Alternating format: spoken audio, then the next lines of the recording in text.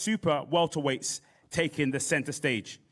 This will not be one to miss, whether at the arena or watching live on BT Sport. And I'm delighted to be joined at BT Sport Studios with the one and only Spencer, the Knowledge Fearon, and Steve Big Daddy Bunce, who in just a few minutes will get into the live draw.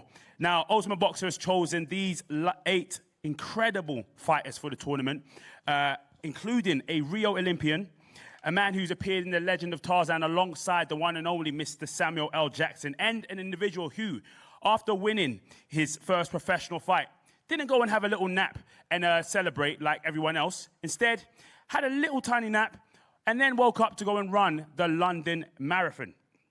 This is just a few amazing stories that you guys are going to learn about these fighters over the next few weeks.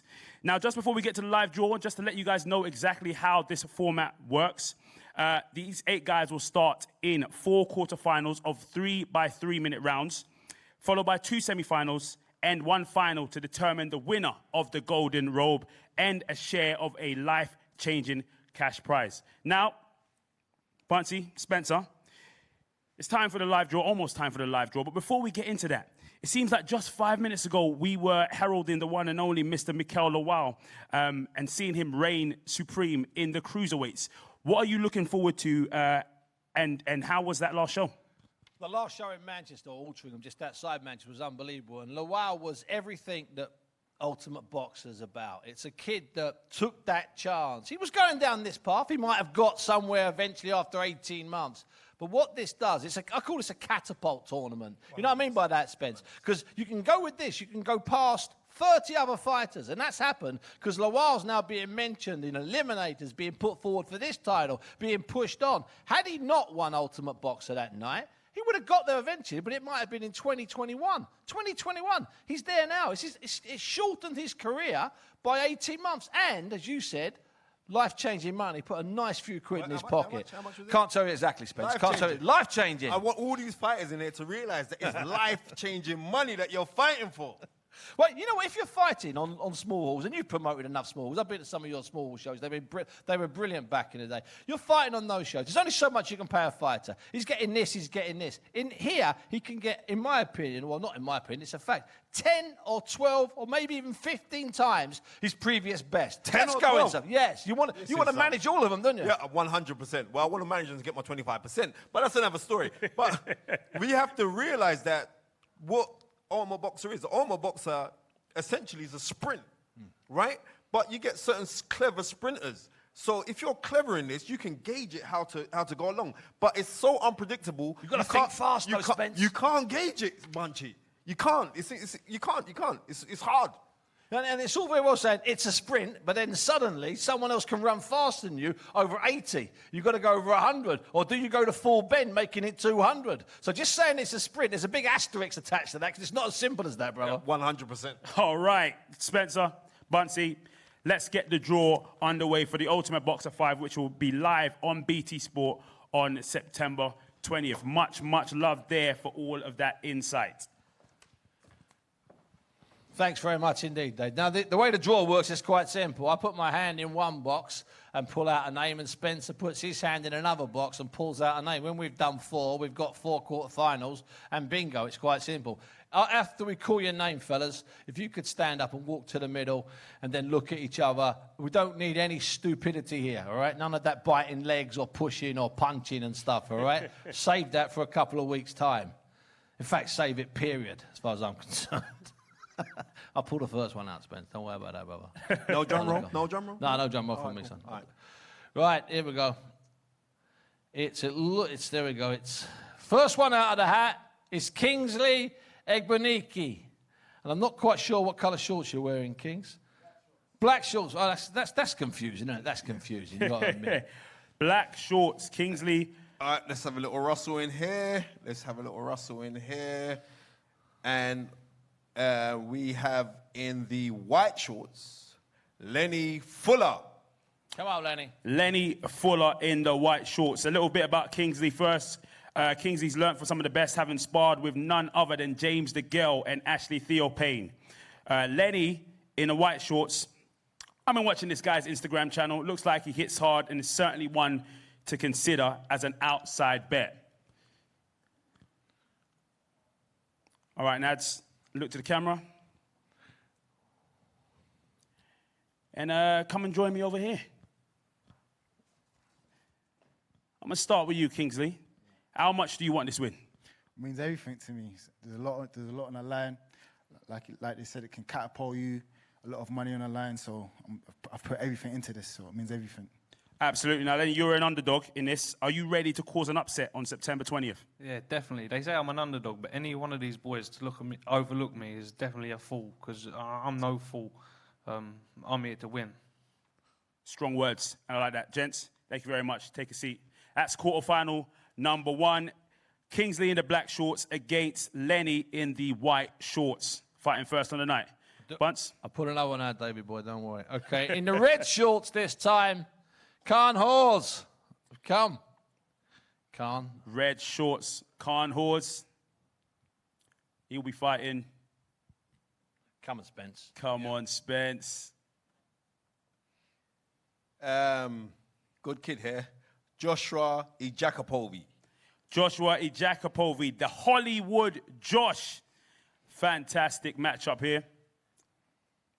And Josh is in the pink shorts. All right. Gents, want to look to the camera? Well, just to let you guys know a little bit more about these two here. Khan will become the first fighter to have competed in 2 Ultimate Boxer tournaments, having fought in Ultimate Boxer 3 earlier this year. Bit of experience right there. And Josh, the Hollywood Josh, he's the man who's appeared in fight scenes of The Legend of Tarzan alongside Samuel L. Jackson and Margot Robbie. Gents, you want to come and join me over here? Fantastic stuff. Now, Khan, can you go all the way in Ultimate Boxer 5? And also, what does the experience of Ultimate Boxer 3 give you? 100%. Experience before just makes me more hungry and more determined to succeed in this one. And you can go all the way? 100%, yeah. Now, Josh, we've seen a nice side of you, but is it time to put that game face on? Yeah, 100%. Listen, I know there's stigma back in the day. When I first joined boxing, people were like, oh my gosh, is he a monster? Does he bite people's ears off? Boxers are nice people. But in the ring, different story. Different story. You're bringing that different story this time? 100%. Fantastic. All right. Thank you very much, gents. That is our quarterfinal 2. Right over to you, Bunsey. Thanks very much indeed. I like the way that these are shaping up at the moment. Oh, tasty. Yeah. Just to let you know that Spence and I wrote down what we thought some of the matches would be, and so far we're 100% wrong. Oh, yeah? There I was thinking it would be fixed, and I'm 100% wrong. Fantastic. It's quite staggering. Yellow shorts, Louis Siret. Yellow shorts, Louis the Lionheart Siret. 6-0.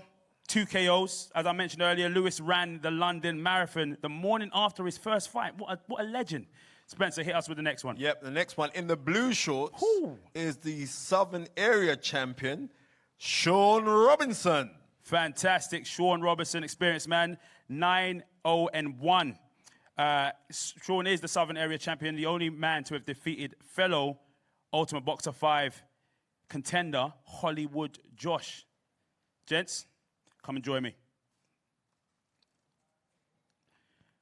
Now, Mr. Lionheart, talk to me, yeah?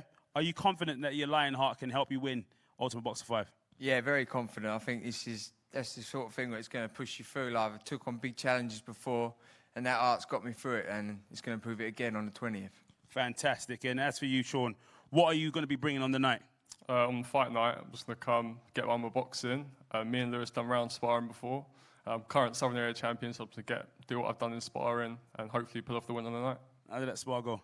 Yeah, it was close sparring. It's good, competitive. So yeah, a good chance. In for a good fight? Yeah, very good fight. Thank you very much. We're looking forward to that. That's quarterfinal number 3. Thank you very much, gents. Looks like a tasty one there, Bunsey. Yeah, it does, especially because they've got a little bit of history. And you know what? They're not saying, "Oh, I did this in the spine," but in their heads they're going, I handled him all right. And then the other guy's going, "Yeah, I handled him all right. Look at him, I handled him all right." Why are you instigating? It's not, I'm just telling you, it's the truth. Yeah, You're a troublemaker, man. But then he's saying, "I handled it all right, but I hadn't trained for 6 weeks." And the other one's saying, "I handled him all right. I hadn't trained for 7 weeks." Here we go. Grey or silver? Aaron Collins. Grey shorts. Aaron Collins. Aaron Bam Bam Collins. Aaron's dropped an incredible 4 stone in weight to be able to compete at this level. Absolutely legendary. And there is talk of this young man being a favorite. Right? Stephen the Don Donnelly. Stephen the Don Donnelly. So desperate to get involved in Ultimate Boxer 5. Olympian Stephen messaged the team across all social media platforms to see if he can compete after seeing the success of previous tournaments. I'm liking this stare down. Intense. Yeah, me too. All right, gents, you want to look at the camera? Fantastic. Come and join me. Grey shorts, green shorts. Fantastic. Now, Aaron, talk to me. What do you see when you look into the opponent's eye? It's not really about what I see. It's about what I've done and what I'm going to do and how I've prepared. I've trained differently for this fight than I normally do. So hopefully all that will come across on the night. And, yeah, let's have it. Absolutely. And as for you, will your pedigree shine through, Stephen? I believe so. It's a great stage for it to shine through on. So once we get started, I'm going to show different levels to my game and show everyone what I'm made of. We can't wait to see that. Thank you very much. All right. Absolute tasty matchups you've got right there, haven't we? Quarterfinal 1, Kingsley versus Lenny. Quarterfinal 2, Khan Hawes versus Josh. Quarterfinal 3, Lewis Surrett versus Sean Robertson. And quarterfinal 4, Aaron Collins versus Stephen Donnelly. Bunsey, take it away. Well, first of all, I was hoping that 1 or 2 people be kept apart. And we've got that straight away there, assuming one guy wins his quarterfinal and he wins his semi-final, and another guy wins his quarterfinal, wins his semi-final. They get a revenge fight in the final. I'm talking, of course, about Hollywood and Sean Robinson, in theory. Now, of course, that means that we're discounting the other fighters, which we're not. I'm just saying... Because that'd be impossible to go and do. Yeah, you've got to look at the storyline, and that's that's one storyline there. How many stories do you want from just grabbing randomly what looks like 8 random fighters? I'm looking at that there, and I'm not going instantly, I fancy him. You've got to fancy Stephen Donnelly because he's had, probably 100 top amateur contests, 3 Commonwealth Games, Olympic Games qualifiers, one of the top boys for Ireland all over the world, and it's over 3 threes, and it's a sprint, Spence. It is a sprint, but in saying I knew there was a but coming. Right, there is a but. And the but is this, we look at history, and I like to look at history because Steve Bunce is the guy, right? But if we look at history, when Floyd Mayweather fought, Zab Judah. Yeah. When he fought Zab Judah, if the fight was over 3 rounds, Floyd Mayweather wouldn't have been 50-0. And that's the thing that you guys have to take into consideration. He wouldn't have been 50-0 if it was 3 rounds against McGregor. Yeah, it's the truth. Conor McGregor. Right. So this is the thing that you guys have got to look at. So it's all great when we're hearing that these guys have all this experience and everything else. But what really comes down to it is like, can you hit your opponent more times than your opponent hits you, and also have that stylistic look that's going to favor yourself in the eyes of the judges. Now, all you young men are here, you've got to think about that now. Yeah. And you've got to work out.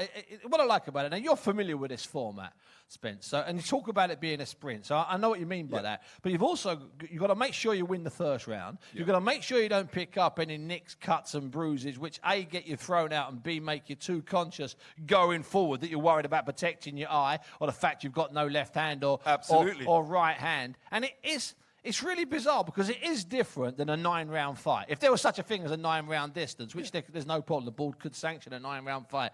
This is so much different, so much more different, so much harder, so much more complicated than a 9-round fight. Right, exactly, because also you don't want to shoot your boat. Because, end of the day, you win your first fight, you've got 2 more potential fights that you have to go in and show what you've got left. But it's no good finishing your first fight and saying, look, I'm not even breathing, and you've lost the decision.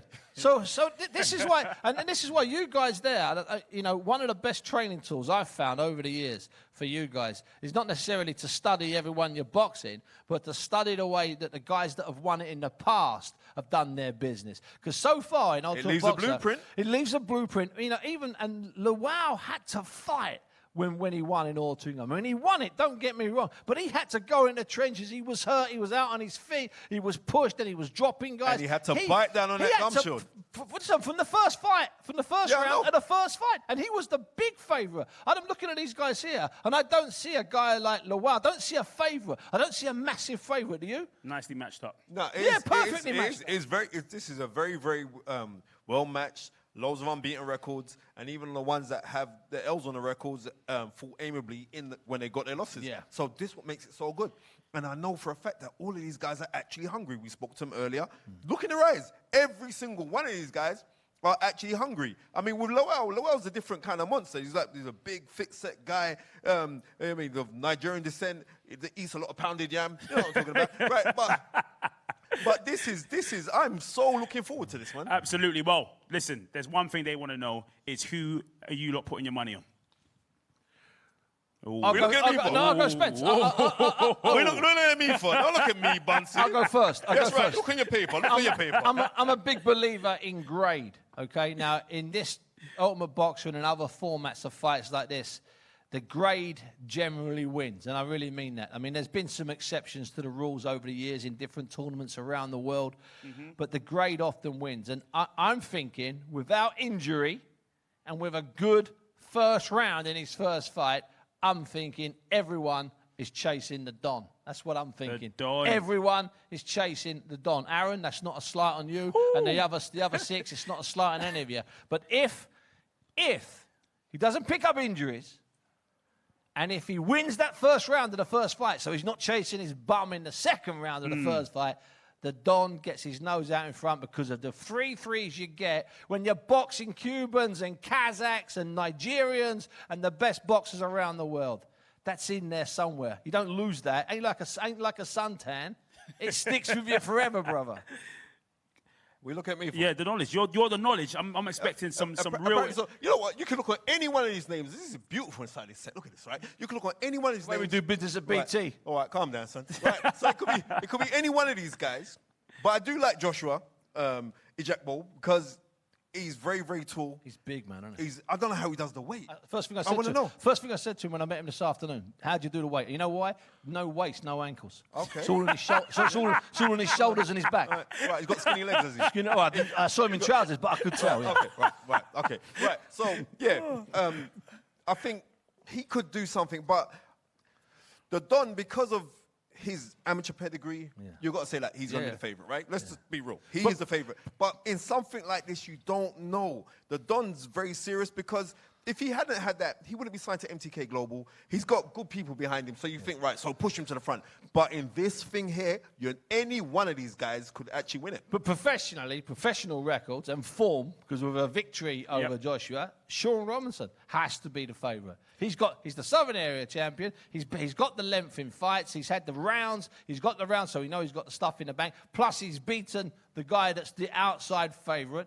I mean, so we're talking about 3. 4 or 5 people are glaring at me saying, what about me? Fight? What about me? Yeah, what? My My name's not me? getting mentioned. What's happening here? It's not personal. And you got to remember, Khan's also done this tournament format as well before, so he knows exactly what's going on. Oh, yeah, by the way, forgotten. And that's the big thing. You see, like with Khan, right, you see, like with Khan, you see, like when you go into fights and like you came up second best, you go away and say, I should have done this, I should have done that, and then he's done it twice now. He can put it on. So it could be third time lucky for Khan. It could actually be third time. Yeah, I told you, it's a pick'em, and this is what makes Ultimate Boxer so brilliant. Absolutely, this is actually what makes Ultimate Boxer so thrilling, so enchanting, and that's why we absolutely love it. Just remind you guys, Ultimate Boxer 5 will be televised live exclusively on BT Sport, on BT Sport's YouTube channel as well, which is free as well, and the dedicated boxing channel, Box Nation. Limited tickets are still available at www.ultimateboxer.com. It's been an absolutely thrilling live draw and press conference. I'm David Alorca. We've been joined by Steve Big Daddy Bunce and Spencer the Knowledge Fearon. We'll see you guys on the night.